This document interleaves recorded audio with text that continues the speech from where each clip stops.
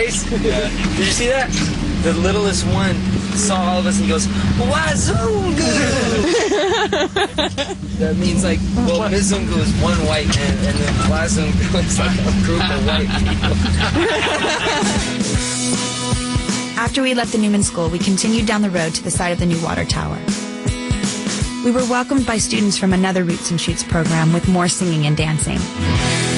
We are happy for today. We are happy for today. We are happy for today. We are coming to celebrate.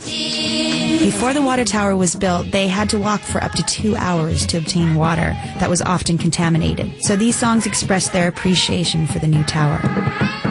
They also understand that if the force disappears, their water source disappears as well.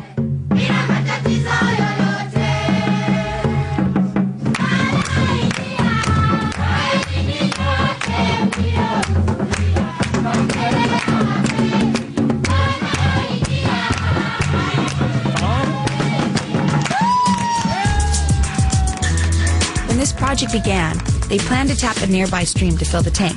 But the forest was cut down around the water source to develop farmland, and the river has since dried up.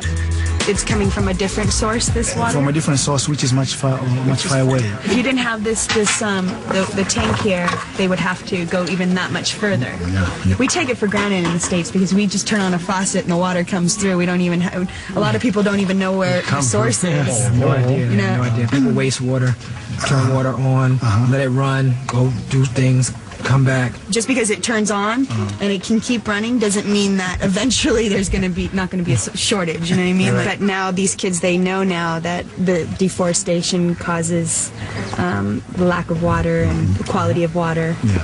So now they can. So they wrote those songs. Yeah. While we were there, the women returned from their daily hike to get fresh water.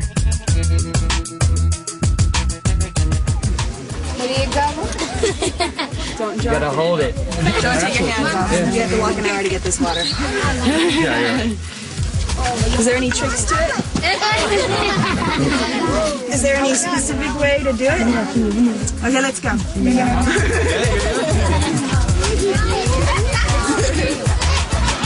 We were tired after 5 minutes of walking with the buckets on our head.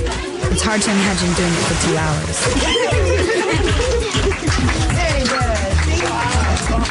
You guys are doing such an amazing job with this organization. These are really great lessons that you're teaching and the power you're giving all these kids. It's amazing. Thank you. It's great. Yeah. Thank you for coming. Yeah. Welcome you back again. Nice knowing you. Thank you. Thank you very much. The people of Kigoma and all over Tanzania are finding solutions to some of the problems created by a growing population. Spending time here has been a perfect last trip.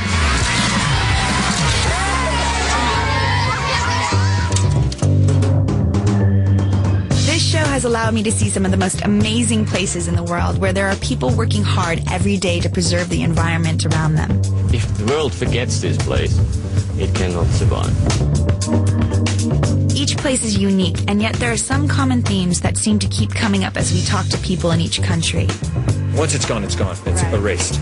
Extinction here is forever and ever. Now they're almost driving to the brink of extinction because the space is getting smaller and smaller. Most of North America used to have wolves. And now it doesn't. Yeah, they're needed. The real issue seems to be the steady increase in the world's population and the increased demand on our natural resources. How do we get it if we don't get it this way? That's the $6 million question. Right. You knew the answer to that. I don't claim to have all the answers. My goal in all this was to expose an audience to some alternatives. Some of the ways people in different parts of the world are working to protect their land, and possibly to give people ideas about how they can make small changes to reduce the global footprint we all leave behind. Your man is fluffing the grass. Trippin has opened my eyes to places and things that I had never seen before. Oh my God, we're on the other side of the world. We're so far away from home right now. And it allowed me to share them with you. My hope is that if nothing else, it convinces a few people to think a little bit differently about how we move through this world. I never thought in a million years I'd be out here doing something like this. We are all connected. And as our population grows, we will depend upon each other more to protect what is most valuable to us, the planet we all share.